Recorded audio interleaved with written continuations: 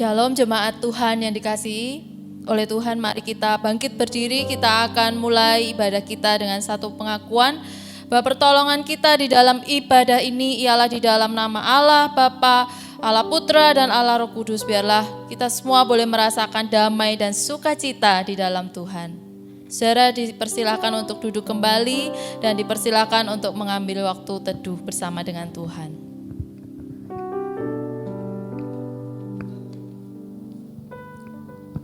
Shalom teman-teman semua, selamat pagi. Gimana kabarnya? Baik? Pastinya baik teman-teman. Teman-teman, tidak terasa kita sudah sampai, atau malahan kita mengawali Desember ini. Tidak terasa ya, kita sudah sampai Desember. Banyak yang terjadi dalam kehidupan kita, banyak yang kita rasakan dalam kehidupan kita. Banyak hal yang datang ke kehidupan kita. Teman-teman, dalam hal-hal tersebut, ada satu hal yang terjadi dalam kehidupan kita. Dan mungkin itu terus-menerus terjadi. Kita masih terjerat dari dosa. Teman-teman, banyak hal yang kita lakukan. Mungkin 12 bulan ini, kita melakukan dosa. Saya tidak tahu dosa itu apa. Tapi, kabar sukacita datang untuk kita hari ini. Di mana salib Tuhan datangkan untuk kita. Dan oleh karena salib, Tuhan mau menyelamatkan kita. Tuhan mau menyucikan kita kembali teman-teman. Mari kita mengawali ibadah kita dengan perenungan di hadapan salib Tuhan akan dosa-dosa kita. Kita angkat satu pujian, karena salib-Mu. Hanya Kau Tuhan di hidupku. Kau berikan hidup yang baru. Darah-Mu menyucikan, pulihkan hatiku. Ku nyatakan Kaulah segalanya. Engkaulah sumber pengharapan. Kuasa-Mu sanggup menyembuhkan. Jiwaku pun berserah hanya kepadamu. Yesus, Kaulah segalanya. Mari kita katakan, karena salib-Mu. Karena salib-Mu ku hidup. Karena salib-Mu ku menang. Engkau yang berkuasa, sanggup untuk melakukan mukjizat-Mu di hidupku. Mari kita katakan kepada Tuhan. Kita nyatakan, Engkaulah sumber pengharapan. Engkaulah sumber pengharapan. Kuasa-Mu menyembuhkan. Kuasa-Mu sanggup menyembuhkan. Jiwaku pun berserah hanya kepadamu. Yesus, Kaulah segalanya. Karena salib-Mu Tuhan. Karena salib-Mu ku hidup. Karena salib-Mu ku menang. Engkau yang berkuasa, sanggup untuk melakukan mukjizat-Mu. Karena salib-Mu ku hidup. Amin. Karena salib-Mu ku menang. Engkau yang berkuasa, sanggup untuk melakukan mukjizat.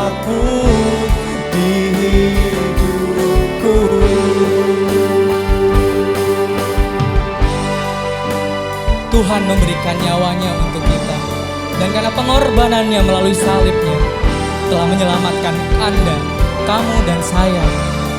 Dan Dia memenangkan kita. Amin. Kita bersyukur kepada Tuhan hari ini. Karena salib Tuhan kita dimenangkan. Amin. Mari kita bersama katakan, karena salib-Mu. Karena salib-Mu ku hidup, karena salib-Mu ku menang. Engkau yang berkuasa, sanggup untuk melakukan mukjizat-Mu. Amin. Karena salib-Mu ku hidup, karena salib-Mu ku menang. Engkau yang berkuasa, sanggup untuk melakukan mukjizat-Mu di hidupku. Tuhan, terima kasih Tuhan. Jikalau sepanjang 12 bulan di awal Desember ini Tuhan, untuk penyertaan-Mu Tuhan, terima kasih. Untuk segala pemberian Engkau berikan kepada kami Tuhan. Segala hal yang datang dan pergi dalam kehidupan kami. Termasuk Tuhan, kami yang berdosa ini Tuhan, boleh layak hari ini Tuhan mendengarkan firman-Mu, memuji, memuliakan nama-Mu Tuhan. Kami yang gak layak ini Tuhan, kami yang harusnya masuk dalam neraka Tuhan. Tapi Engkau memberikan salib-Mu Tuhan untuk kami hari ini Tuhan. Dan 2000 tahun yang lalu untuk kami Tuhan. Ampuni kami Tuhan atas kami yang kotor ini Tuhan. Kami yang berdosa ini Tuhan. Ampuni kami Tuhan. Layakkan kami Tuhan. Bimbing kami untuk menuju dan memandang kepada salib-Mu. Karena salib-Mu dapat membuat kami lahir baru Tuhan. Membuat kami menjadi anak yang baru di hadapan-Mu. Bantu kami, bimbing kami Tuhan. Dan Tuhan, kami bersyukur Tuhan, pagi hari ini Tuhan, kami boleh bisa melihat dan kami merenungkan Tuhan. Engkau membuat karya-karya yang luar biasa terjadi dalam kehidupan kami Tuhan. Baik yang kami sadari maupun yang tidak kami sadari Tuhan. Tapi dibanding itu semua Tuhan, Engkau memberikan karya terbesar bagi kami Tuhan. Melalui pengorbanan-Mu di kayu salib Tuhan.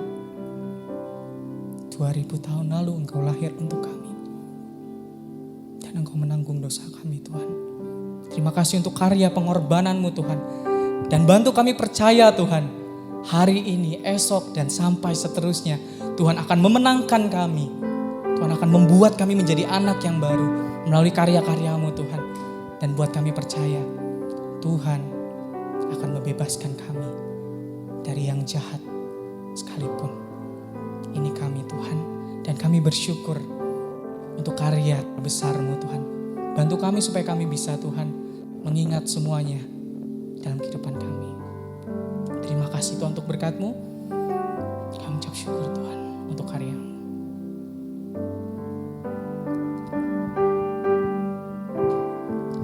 Karya terbesar dalam hidupku, pengorbanan-Mu yang selamatkanku.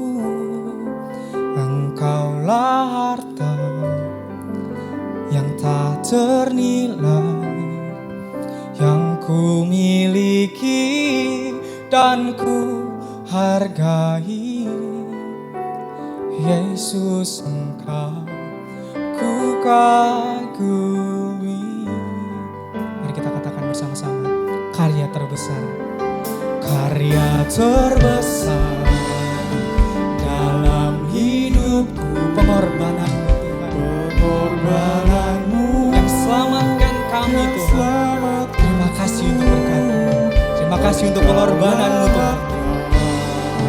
yang tak ternilai, Terima kasih. yang ku miliki dan ku hargai. Yesus, Engkau ku kagumi. Ya, karya terbesar terjadi dalam kehidupan kita. Betapa bersyukurnya oleh karena kasih-Nya. Dia menyelamatkan aku. Kita pujian ini, karya terbesar. Merenungkan kasih yang terindah dari Allah kita. Terima kasih Tuhan. Terima kasih. Ini kami. Siang terindah. Kasih yang terindah, hati yang mulia, hanya ku temukan di dalam-Mu, Yesusku. Ini pujian dan hati kami Tuhan. Pujian dari hatiku, selalu di setiap waktuku, tiada pernah berubah kasih-Mu. Oh, karya terbesar dalam hidupku, pengorbananmu yang selamatkanku.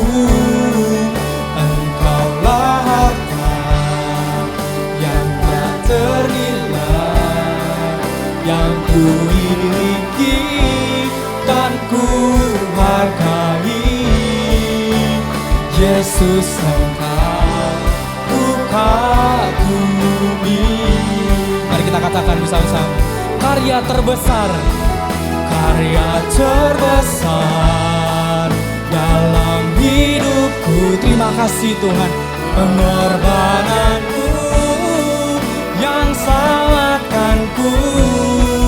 Engkaulah harta yang tak ternilai, yang ku miliki dan ku hargai. Yesus, Engkau ku kagumi. Yesus, Engkau ku kagumi. Mari bersama katakan. Yesus, Engkau ku kagumi. Amin. Tuhan akan menyelamatkan kita semua, memenangkan kita hari ini, esok, dan seterusnya sampai Dia datang kedua kali. Amin. Teman-teman, siapa yang gak punya masalah hidup sekarang? Saya yakin kita semua punya pergumulan yang kita hadapi, ataupun kita pikirkan, atau kita kesampingkan malahan. Teman-teman,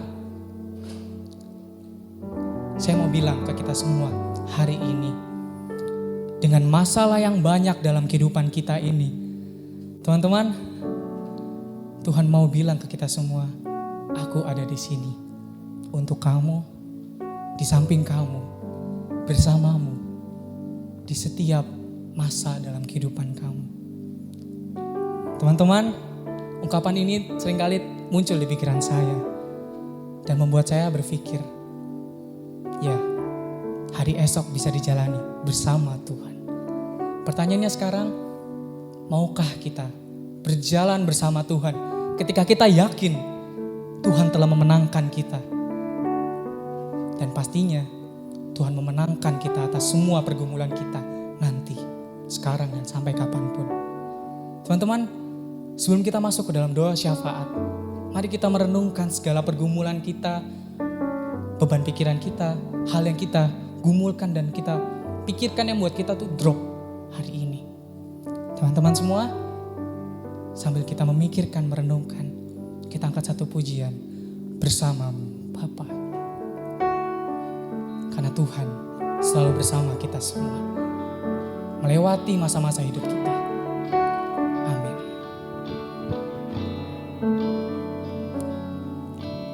Engkau ada bersamaku di setiap musim hidupku. Tak pernah kau biarkan ku sendiri. Kekuatan di jiwaku Tuhan. Kekuatan di jiwaku adalah bersamamu. Tak pernah ku ragukan kasih-Mu. Bersamamu Bapa, ku lewati semua. Bersamamu Bapa, ku lewati semua. Perkenanan-Mu yang teguhkan hatiku. Engkau yang bertindak, memberi pertolongan. Anugerah-Mu besar melimpah bagiku. Bersama Tuhan kita bisa melewati semuanya. Amin. Engkau ada bersamaku. Terima kasih Tuhan. Engkau ada bersamaku di setiap musim hidupku. Tak pernah kau biarkan ku sendiri. Ini jiwa kami, ini kekuatan kami Tuhan. Kekuatan di jiwaku adalah bersamamu. Tak pernah ku ragukan, tak pernah ku ragukan kasih-Mu. Bersamamu Bapa, ku lewati semua. Bersamamu Bapa, ku lewati semua. Perkenanan Tuhan, kenanan-Mu yang teguhkan kami, teguhkan hatiku. Engkau yang bertindak, Engkau yang bertindak, memberi pertolongan. Anugerah-Mu besar melimpah bagiku. Mari kita bersama-sama katakan kepada Tuhan, bersamamu Bapa. Bersamamu Bapa, ku lewati semua. Terima kasih Tuhan. Perkenanan-Mu yang teguhkan kami Tuhan, teguhkan hatiku. Engkau yang bertindak, terima kasih, memberi pertolongan. Anugerah-Mu besar melimpah bagiku. Teman-teman semua, mari kita bersatu dalam doa. Tuhan, terima kasih Tuhan, Engkau memberikan banyak berkat kepada kami.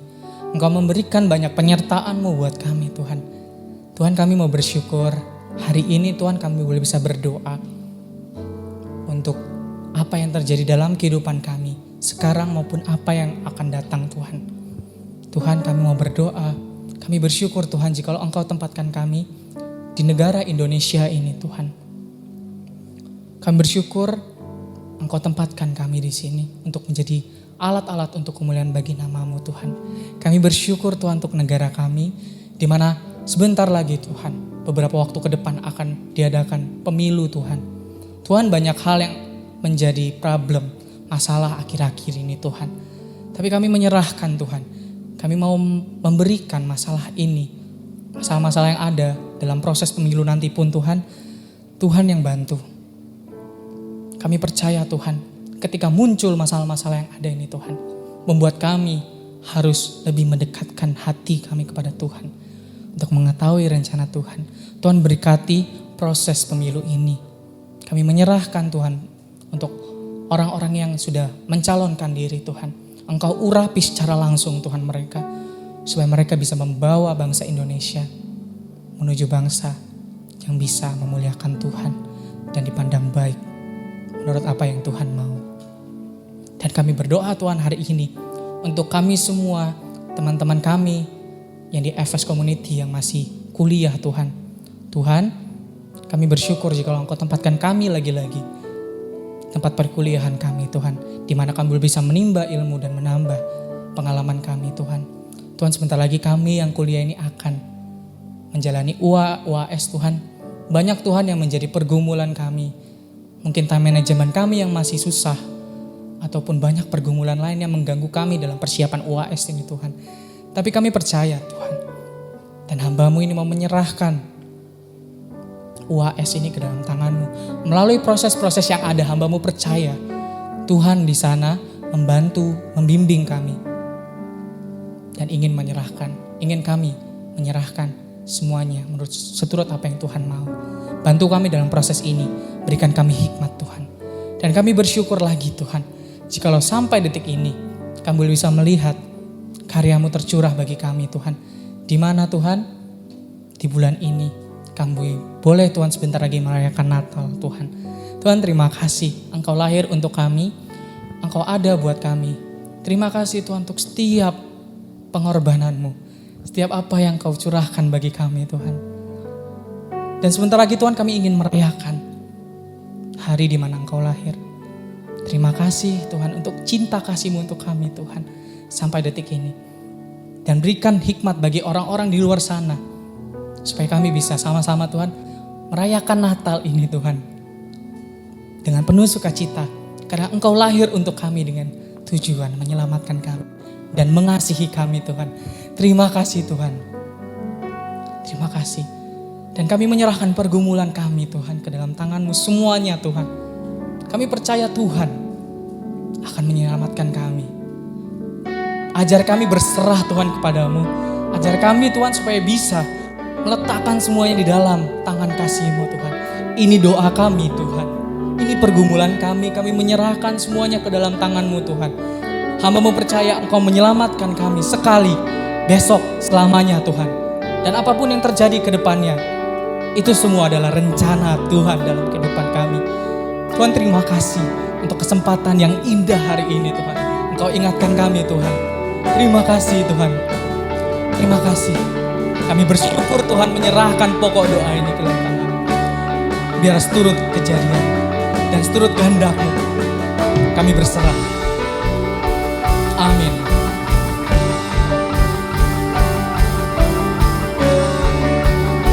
Mari kita katakan bersama. I surrender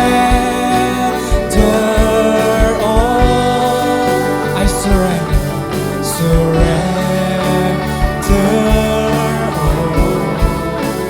All to you, my blessed Savior.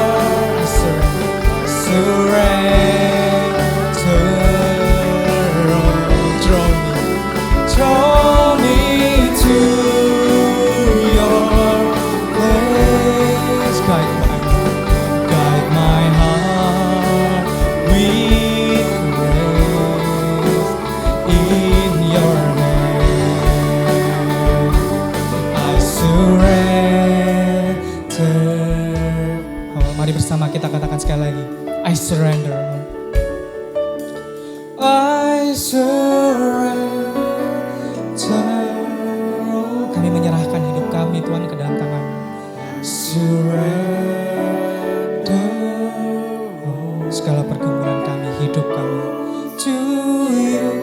my blessed Savior, Kami berserah. I surrender all. Draw me to your place, guide my heart with grace. In your hands I surrender all. Terima kasih. Amin.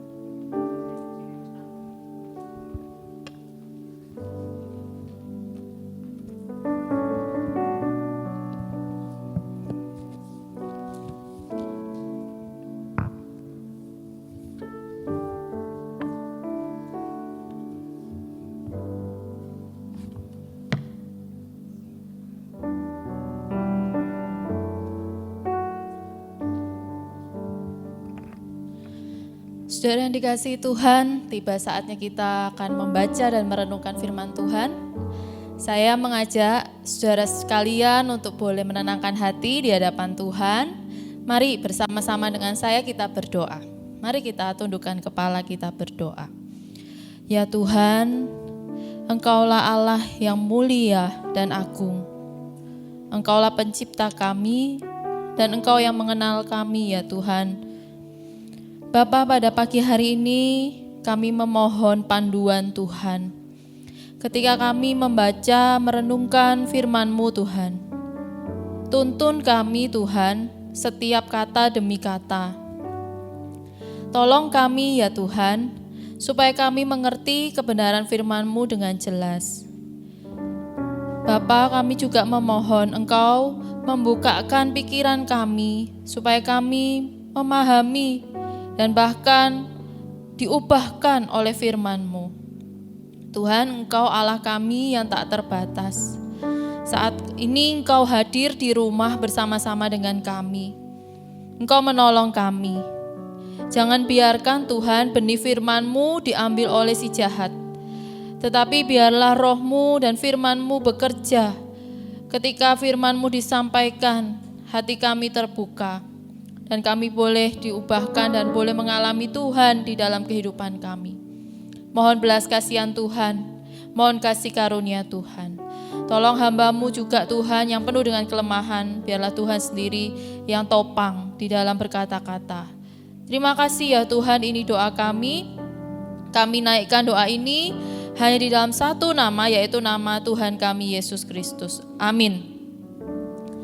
Shalom saudara yang dikasihi Tuhan, sungguh luar biasa kasih Tuhan kepada kita sekalian, sehingga pagi hari ini kita boleh berjumpa kembali dalam keadaan yang sehat, tidak kekurangan satu apapun. Pagi hari ini saya diberi tema iblis dikalahkan.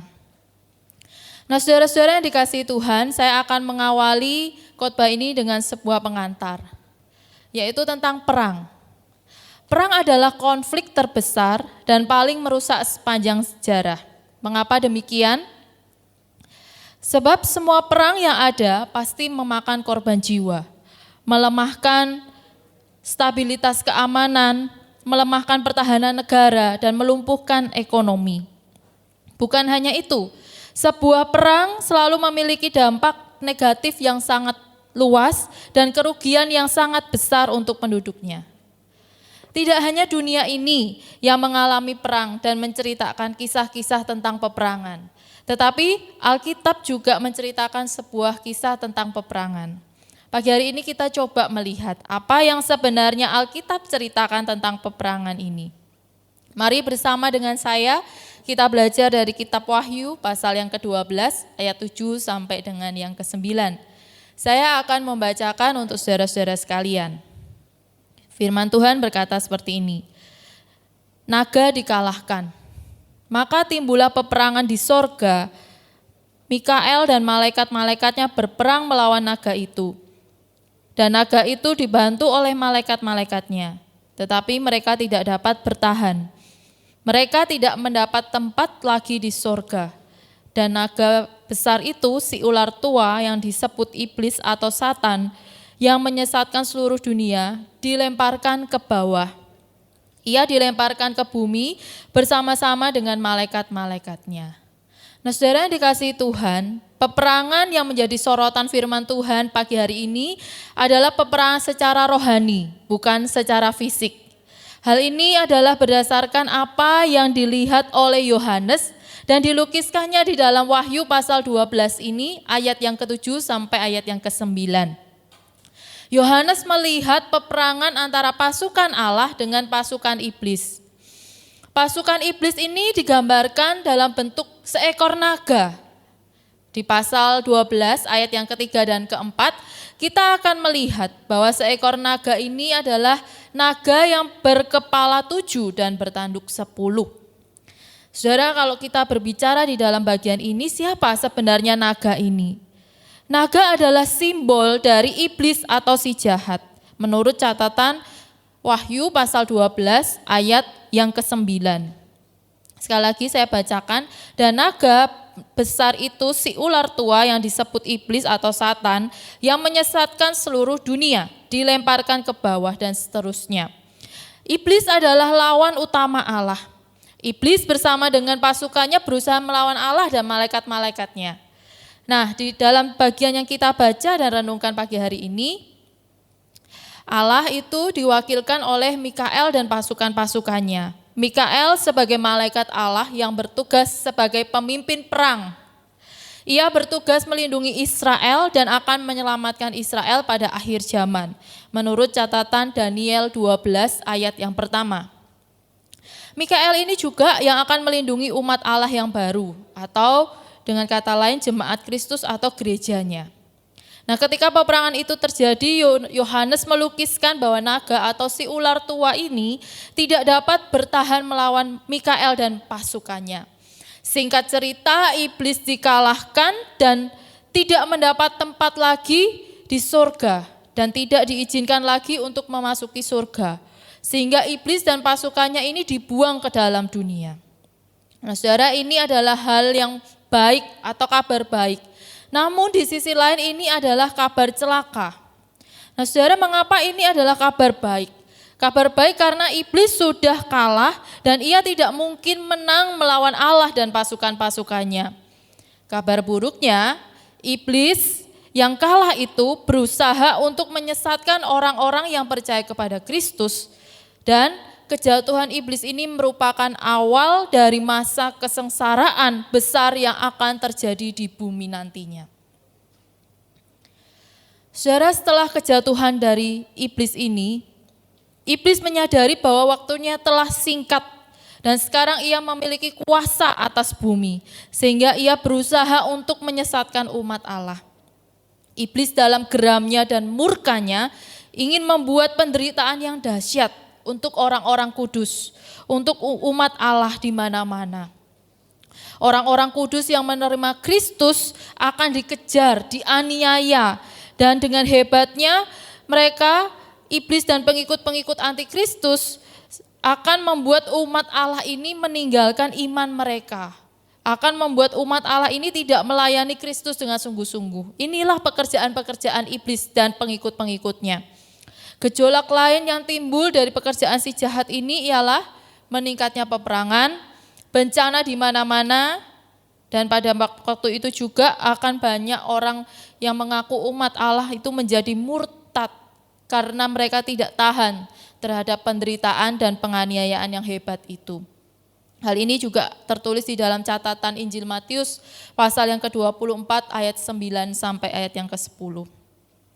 Nah, saudara-saudara, dari penjelasan ini kita dapat melihat sebuah fakta yang harus kita hadapi hari ini, yaitu sebagai umat Allah, kita harus menyadari bahwa lawan kita sesungguhnya adalah iblis atau si jahat yang gencar untuk menyesatkan kita sebagai umat Allah agar kita tidak setia lagi kepada Kristus dan kita tidak percaya lagi kepada Kristus. Begitu banyak contoh-contohnya melalui pencobaan, melalui ancaman, melalui penderitaan yang terjadi di dalam dunia seperti sekarang ini. Beberapa catatan Alkitab menuliskan beberapa contoh-contoh upaya iblis atau siasat iblis untuk menjatuhkan anak-anak Tuhan. Saya mengambil 2 saja, saudara, pada pagi hari ini. Yang pertama, saya coba melihat dari kisah atau cerita yang tertulis di dalam Ayub pasal yang pertama, ayat yang ke-9 sampai ayat yang ke-11. Saya akan membacakan untuk saudara sekalian. Lalu jawab iblis kepada Tuhan, apakah dengan tidak mendapat apa-apa, Ayub takut akan Allah? Bukankah engkau yang membuat pagar sekeliling dia dan rumahnya, serta segala yang dimilikinya? Apa yang dikerjakannya telah kau berkati, dan apa yang dimilikinya makin bertambah di negeri itu. Tetapi ulurkanlah tanganmu dan jamahlah segala yang dipunyainya. Ia pasti mengutuki engkau di hadapanmu.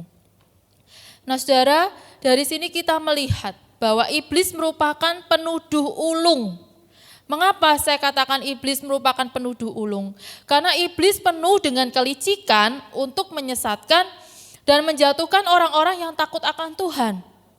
Iblis tidak suka melihat orang-orang yang takut akan Tuhan itu hidup dengan damai, keluarganya aman, baik, tidak ada masalah, hidup dalam kesalehan yang sungguh-sungguh kepada Tuhan. Iblis tidak suka kepada situasi seperti itu.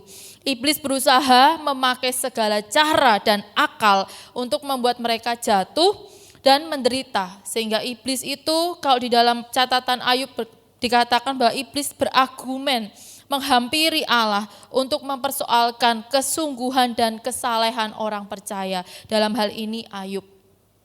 Iblis terus-menerus mendakwa orang percaya bahwa mereka yang melayani Allah itu hanya untuk mendapatkan keuntungan pribadi. Nah, contoh yang kedua, saudara, saya mau ambil di dalam kisah Petrus, yaitu yang tertulis di dalam Matius pasal 16 ayat 22 sampai dengan 23. Saudara bisa membukanya bersama dengan saya, Matius pasal 16 ayat 22 dan 23. Tetapi Petrus menarik Yesus ke samping dan menegur dia, katanya, Tuhan, kiranya Allah menjauhkan hal itu. Hal itu sekali-kali takkan menimpa engkau. Maka Yesus berpaling dan berkata kepada Petrus, enyahlah iblis, engkau suatu batu sandungan bagiku. Sebab engkau bukan memikirkan apa yang dipikirkan Allah, melainkan apa yang dipikirkan manusia. Konteks pada waktu itu adalah Yesus sedang menyatakan kepada murid-muridnya atau memberitahukan kepada murid-muridnya tentang penderitaan yang ia akan alami dan syarat-syarat mengikuti dia. Nah, ketika Yesus sedang mengutarakan tentang dirinya sebagai Mesias yang harus menderita dan menanggung hukuman dosa, Petrus menarik Yesus dan menegur dan berkata kepada Yesus bahwa Tuhan, kiranya Allah menjauhkan hal itu. Hal itu sekali-kali tidak akan menimpa engkau. Tetapi Yesus berpaling kepada Petrus dan melihat Petrus, enyahlah iblis. Engkau suatu batu sandungan bagiku, sebab engkau bukan memikirkan apa yang dipikirkan Allah, tetapi apa yang dipikirkan manusia. Jelas di sini Yesus tahu hati Petrus. Hati Petrus telah dikuasai iblis. Iblis di sini berusaha untuk menuduh dan menjadi lawan Allah. Ia memakai Petrus untuk melawan Yesus dan membuat rencana Allah itu gagal. Nah, saudara, dari kedua contoh ini terbukti bahwa pergumulan umat manusia atau umat Allah, orang-orang saleh, pengikut Kristus yang setia tidak luput dari semua godaan dan siasat iblis yang berulang kali berusaha untuk terus-menerus menyesatkan umat Allah. Saudara, Ayub seorang yang saleh, begitu takut akan Tuhan, hidup jujur, begitu dekat dengan Allah, punya relasi yang baik dengan Allah, mengalami pencobaan dan penderitaan yang luar biasa karena tuduhan iblis. Petrus, murid yang pernah mendapatkan pujian daripada Allah, karena Petrus memiliki keyakinan dan pengakuan bahwa Yesus adalah Sang Mesias, Anak Allah. Tetapi Petrus pun jatuh ke tangan iblis dan Petrus membiarkan dirinya terbujuk oleh iblis. Nah, dari contoh-contoh ini, saudara, kita seharusnya belajar bahwa kita itu tidak kebal dengan godaan dan siasat iblis yang berusaha menyesatkan hati dan pikiran kita dari kesetiaan dan kepercayaan kita kepada Allah. Saudara, tidak sedikit hari ini orang percaya yang mengalami penderitaan, kesusahan, baik itu sakit penyakit, baik itu keterhilangan orang yang dikasihi, baik itu kehilangan harta benda, kehilangan pekerjaan, ataupun apapun masalah itu. Mereka terjerumus ke dalam kesusahan yang bertubi-tubi dan mereka langsung menyalahkan Tuhan atas kejadian yang menimpa mereka. Nah, saudara, padahal di dalam Alkitab kita melihat Wahyu pasal 12:7 sampai yang ke-9 mengatakan bahwa yang terjadi segala pencobaan itu atas hidup kita bukanlah karena itu berasal dari Allah, tetapi karena itu berasal dari si jahat. Nah, saudara, saya coba membandingkan dengan surat Yakobus pasal yang pertama, ayat yang ke-13 juga berkata demikian. Apabila seorang dicobai, janganlah ia berkata pencobaan ini datang dari Allah. Sebab Allah tidak dapat dicobai oleh yang jahat, dan ia sendiri tidak mencobai siapapun. Nah, saudara, kebenaran ini di dalam surat Yakobus 1 ayat 13 tidak bertentangan dengan firman yang kita baca hari ini di dalam surat Wahyu pasal yang ke-12 tadi. Iblislah sutradara di balik semua ini. Sekali lagi, iblislah sutradara di balik semua ini. Iblislah yang merupakan penuduh nomor 1. Iblis yang berusaha membinasakan, mengambil segala hal yang baik di mana Allah telah menganugerahkan kepada orang-orang yang percaya dan orang-orang yang takut akan Dia. Iblis berusaha merampasnya dari tangan Allah dan membuat orang-orang percaya mengalami binasa dan kesusahan serta penderitaan dalam dunia. Saudara, saya membayangkan ya, saudara, jiwa kita itu seperti burung yang terbang bebas di udara.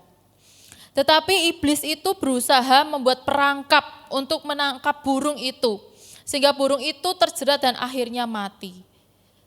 Saudara, hidup kita di dalam dunia ini yang bebas, ternyata tidak sebebas yang kita kira karena banyak perangkap-perangkap iblis yang bermacam-macam yang berusaha untuk menjerat kita dan menjatuhkan kita supaya kita binasa dan meninggalkan kesetiaan kita kepada Kristus. Perangkap iblis itu bermacam-macam. Ada bujukan, ada rayuan yang sangat menarik, dan iblis tahu titik lemah kita. Ia tahu apa hal-hal yang dapat menjatuhkan kita dan terus menggiring kita supaya kita masuk ke dalam perangkapnya dan akhirnya hidup kita tersesat. Itulah yang diinginkan oleh iblis. Nah, saudara, saya akan memberikan contoh sebuah kisah berikut ini. Ada seorang pemuda. Pemuda ini sangat tampan. Pemuda ini dibujuk oleh seorang wanita. Wanita ini bukan wanita baik-baik, saudara, karena dia adalah seorang wanita pelacur. Wanita ini sangat cantik, sangat menarik. Dari hari ke hari, sang wanita ini terus berusaha merayu-rayu pemuda tadi dengan bujukan yang menarik untuk mengambil hati sang pemuda itu.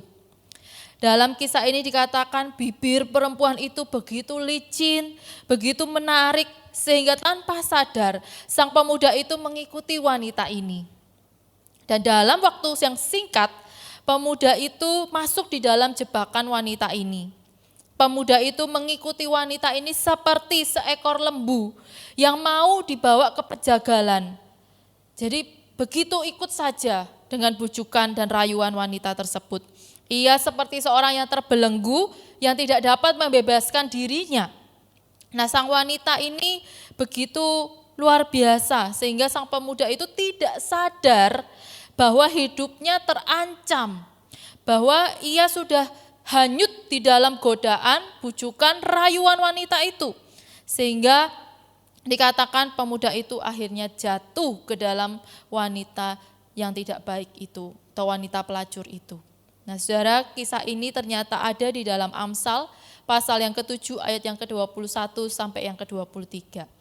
Kisah ini ditulis oleh seorang raja yang penuh hikmat dan kejayaan di masa pemerintahannya. Seorang raja yang bernama Raja Salomo.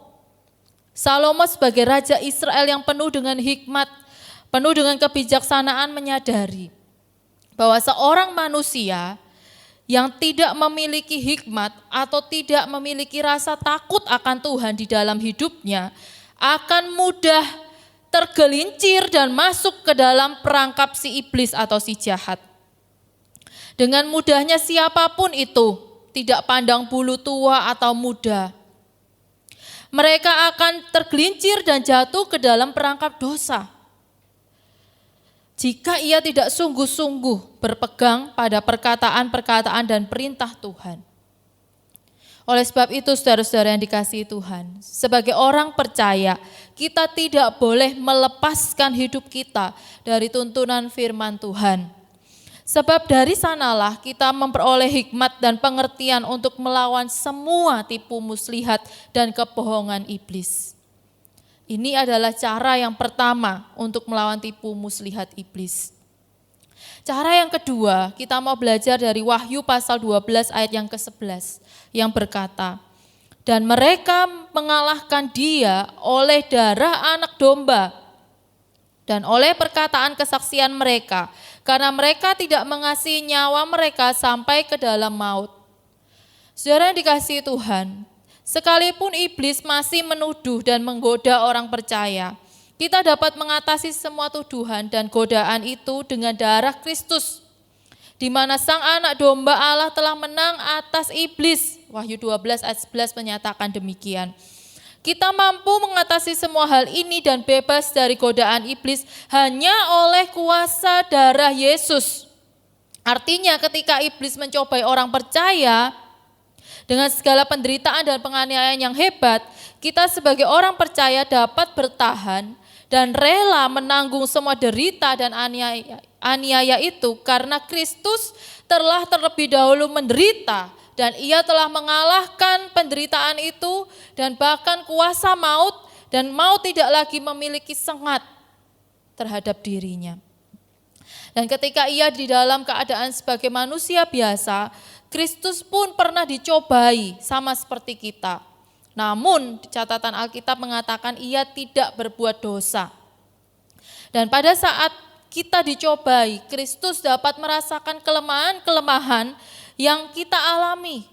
Menurut catatan Ibrani 4 ayat 15. Dan pada saat kita dicobai, Kristus tidak akan membiarkan si jahat atau iblis mencobai umatnya melebihi kekuatan mereka. Dan Kristus juga akan memberikan jalan keluar bagi setiap mereka yang ada di dalam pencobaan, sehingga umatnya dapat menanggung semua itu.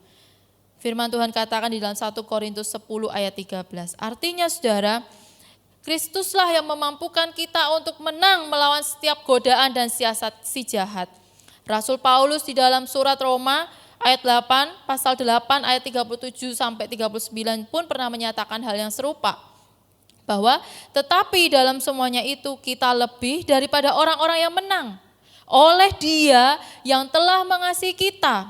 Sebab aku yakin bahwa baik maut maupun hidup, baik malaikat-malaikat maupun pemerintah, baik yang ada sekarang maupun yang akan datang, atau kuasa-kuasa, baik yang di atas maupun yang di bawah, ataupun sesuatu makhluk lain tidak akan dapat memisahkan kita dari kasih Allah yang ada di dalam Kristus Yesus Tuhan kita. Inilah kunci yang kedua. Kebenaran yang kita pegang adalah kita harus percaya bahwa hidup kita sudah dijamin oleh Kristus. Sehingga tidak ada satupun di dalam dunia ini yang dapat memisahkan kita dari kasih Kristus. sekalipun itu pencobaan oleh si jahat, sekalipun itu penderitaan, ancaman, tantangan, apapun itu, kita sudah dijamin oleh Kristus. Nah saudara, artinya apa bagi kita? Artinya adalah jika kita mampu menang atas segala godaan si jahat, jika kita mampu menanggung semua penderitaan yang ada di dalam dunia ini, dan tetap setia mengikut Kristus, tidak menyangkal Kristus, meskipun kita harus menjalani jalan yang susah, dan terkadang penuh dengan air mata. Tetapi kasih Kristus itu sudah menjamin hidup kita, dan kita mampu menanggungnya hanya di dalam Kristus. Di luar Kristus kita tidak akan mampu bertahan, saudara. Kita tidak akan mampu bertahan. Kita pasti binasa jika kita berada di luar Kristus. Nah saudara-saudara, saya ingin memperlihatkan sebuah gambar kepada saudara. Saya sangat tertarik ketika melihat gambar ini. Apa yang saudara lihat di dalam gambar itu? Saudara, itu adalah gambar seorang anak yang sedang berdoa. Ketika ia sedang berdoa dengan sungguh-sungguh kepada Tuhan, pada pemandangan yang lain, cermin itu menunjukkan bahwa anak ini seperti seorang yang sedang memakai perlengkapan senjata Allah, senjata perang. Nah, ketika saya berhenti sejenak dan merenungkan gambar ini, saya sangat diberkati. Saya sadar, saudara, bahwa melalui gambar ini saya diingatkan bahwa lawan kita si jahat atau iblis itu bukanlah darah dan daging seperti kita. Ia tidak terlihat oleh mata. Ia tidak dapat kita sentuh. Melainkan ia adalah penghulu-penghulu dunia yang jahat dan roh-roh jahat di udara. Sebab itu kita perlu membentengi atau memperlengkapi diri kita dan mempersenjatai diri kita dengan perlengkapan senjata Allah, supaya kita dapat mengadakan perlawanan pada hari yang jahat itu, dan kita tetap berdiri dan sesudah kita menyelesaikan segala sesuatu. Saudara, apa saja itu perlengkapan senjata Allah? Jika diurutkan dari kepala sampai ke kasut, itu adalah demikian. Ada ketopong keselamatan dan pedang roh, yaitu firman Allah. Ada ikat pinggang kebenaran dan baju zirah keadilan. Kaki kita berkasut kerelaan hati untuk memberitakan Injil damai sejahtera. Dan dalam segala keadaan kita pergunakan perisai iman. Sebab dengan perisai itu kita dapat memadamkan semua panah api dari si jahat. Dan dalam segala hal kita berdoa dan berjaga-jaga dengan permohonan kepada Allah. Berdoa setiap waktu di dalam roh dan berjaga-jaga di dalam doa itu. Itulah yang dinyatakan di dalam Efesus 6 ayat 13 sampai dengan ke-18. Nah saudara-saudara, oleh sebab itu, berdoa dan membaca firman adalah hal yang penting untuk menjaga hati kita selalu dekat dengan Tuhan setiap hari. Sebab kita tidak tahu muslihat iblis yang berusaha mencobai kita. Dan kita tidak tahu kapan si iblis itu mencobai kita. Ketika sewaktu-waktu iblis mencobai kita, kita telah siap dengan segala perlengkapan untuk melawan iblis. Sehingga kita tidak kalah, melainkan menang. Sebaliknya, jika kita tidak melatih diri kita, tidak memperlengkapi diri kita, tidak mempersenjatai diri kita dengan berdoa dan membaca firman Tuhan setiap hari, maka ketika iblis datang untuk mencobai kita, maka kita segera jatuh ke dalam perangkapnya dan kalah. Nah saudara-saudara yang dikasihi Tuhan, kita harus ingat dua bagian ini. Dan bukan hanya itu, ketika saya membaca dan merenungkan bagian ini, ada kunci ketiga, yaitu adalah berbicara mengenai kesaksian orang-orang kudus di dalam Wahyu yang ke-12 ayat yang ke-11b. Artinya apa saudara? Dulu para pendahulu kita dan nenek moyang kita juga mengalami pencobaan yang serupa. Mereka pada akhirnya dapat bertahan dan mempertahankan iman mereka kepada Kristus sampai pada akhirnya. Meskipun mereka dalam penderitaan. Saya mengambil dari penulis Ibrani yang mencatat demikian. Karena imannya, nenek moyang kita mengalami ejekan, didera, dibelenggu, dipenjarakan, dilempari, digergaji. menggembara berpakaian kulit domba dan kulit kambing, sambil menderita kekurangan, kesesakan, dan siksaan.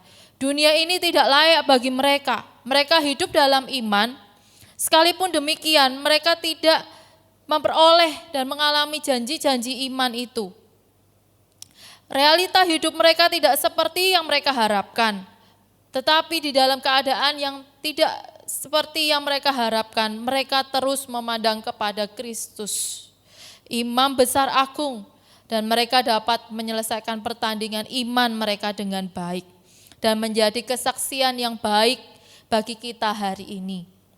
Ini semua dicatat di dalam surat Ibrani pasal yang ke-11 ayat yang ke-36. Artinya apa, saudara? Mereka adalah teladan bagi kita untuk terus berjuang sampai akhir, bertahan dalam kesusahan dan penderitaan. Karena pada akhirnya hidup kita bukan berakhir di dalam dunia ini, melainkan Allah adalah tujuan akhir hidup kita. Bersama dengan Allah selama-lamanya. Inilah wujud dari iman kita. Dengan demikian kunci ketiga untuk mengalahkan siasat dan tipu muslihat ini ialah pergunakanlah selalu iman kita untuk menghadapi penderitaan dan kesusahan di dalam dunia ini. Karena para pendahulu kita telah menghidupi iman mereka dan mereka telah sampai kepada Kristus. Nah, saudara, ini adalah satu hal yang luar biasa. Jika hidup kita ibarat berada di dalam arena pertandingan untuk merebut kejuaraan, maka berusahalah untuk lari sedemikian rupa. Terus mengarahkan mata kita menuju ke depan sambil fokus kepada garis akhir dan terus berlari. Meskipun kita mendengar suara-suara di samping kanan kiri kita yang berusaha menjatuhkan kita dari godaan dan siasat iblis yang berusaha menyesatkan kita supaya kita tidak setia kepada Kristus sampai akhir. Janganlah dengarkan suara-suara itu, abaikanlah suara-suara itu dan teruslah berlari menatap ke depan dan melihat kepada Kristus. Karena ketika kita melihat kepada garis akhir itu, kita akan melihat bahwa di hadapan kita tersedia mahkota kemenangan yang telah disediakan Kristus. Dan Kristus telah duduk di atas tahta di sorga dan ia sedang berdiri dan melihat kita.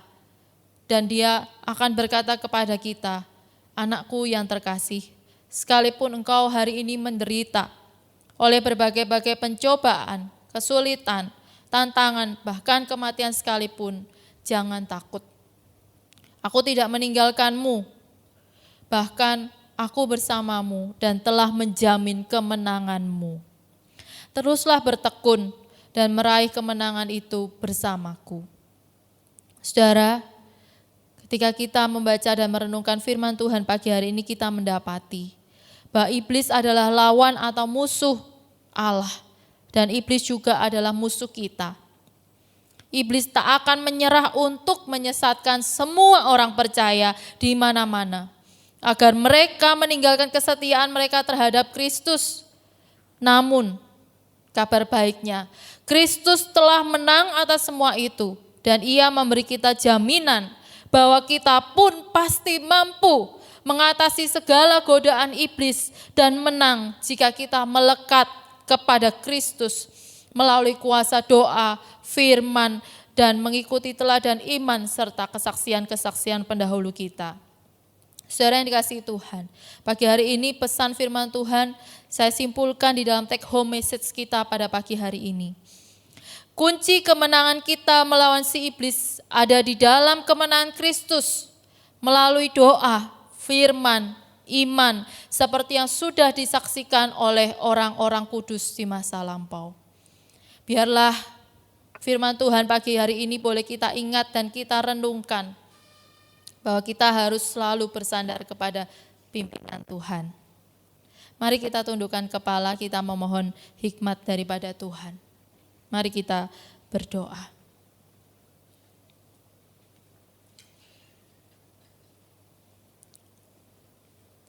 Bapa di dalam surga, Allah yang begitu mengasihi kami. Bapa yang begitu baik dan sabar menanti kami, memberi kesempatan kepada kami untuk boleh selalu datang kepada Tuhan.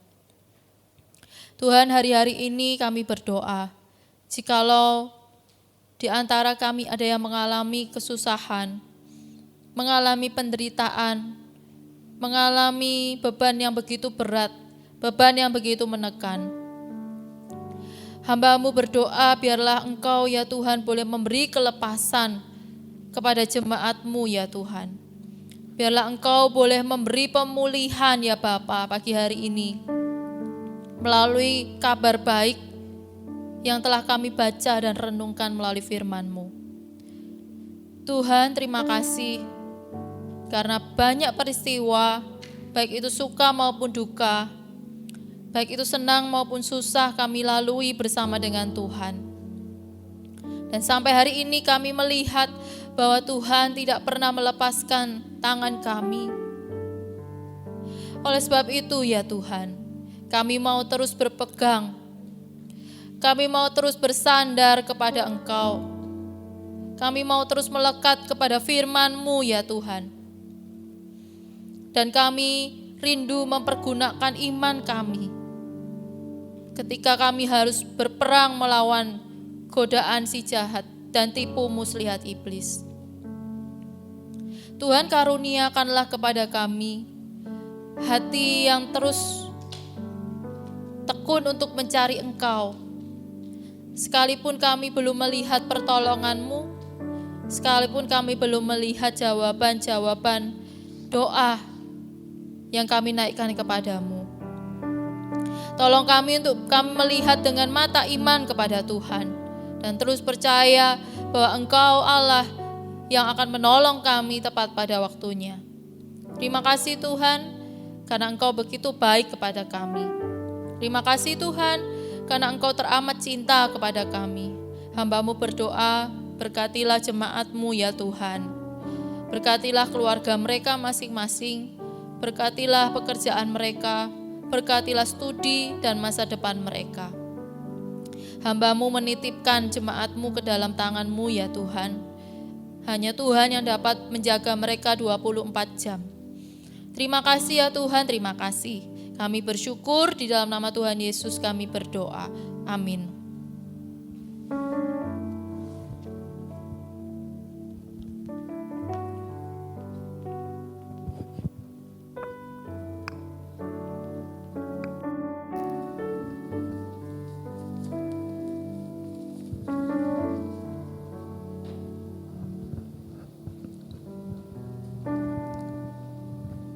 Saya mengundang teman-teman semua, jemaat muda GKA Gloria, untuk kita semua bangkit berdiri. Kita akan menyatakan iman kita di hadapan Tuhan melalui pengakuan iman rasuli. Pengakuan iman rasuli. Aku percaya kepada Allah, Bapa yang Maha Kuasa, Khalik langit dan bumi, dan kepada Yesus Kristus, anaknya yang tunggal Tuhan kita, yang dikandung dari Roh Kudus, lahir dari anak darah Maria, yang menderita sengsara di bawah pemerintahan Pontius Pilatus, disalibkan, mati dan dikuburkan, turun ke dalam kerajaan maut. Pada hari yang ketiga, bangkit pula dari antara orang mati, naik ke surga, duduk di sebelah kanan Allah, Bapa yang Maha Kuasa, dan dari sana Ia akan datang untuk menghakimi orang yang hidup dan yang mati. Aku percaya kepada Roh Kudus, gereja yang kudus dan am, persekutuan orang kudus, pengampunan dosa, kebangkitan tubuh, dan hidup yang kekal. Amin. Jemaat silakan duduk.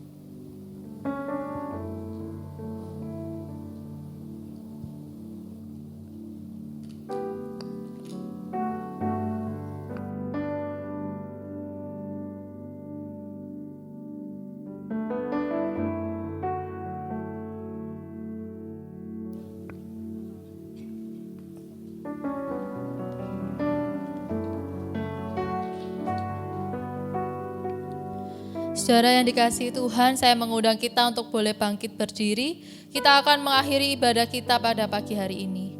Saudara yang dikasihi Tuhan, arahkanlah hati dan pikiran kita dan terimalah berkat yang daripada Tuhan. Allah Bapa yang penuh dengan cinta kasih akan menyinari kita dengan kasih-Nya. Tuhan Yesus yang penuh dengan belas kasihan dan pengorbanan, dengan setia akan menolong kita melewati kehidupan kita di dalam dunia ini. Dan Roh Kudus akan menguatkan kita dan menghibur kita tatkala kita mengalami penderitaan dan kesusahan di dalam dunia ini. Saudara, pulanglah dan terimalah sukacita yang daripada Tuhan, terimalah damai sejahtera daripada Tuhan. Amin. Tuhan Yesus memberkati kita sekalian.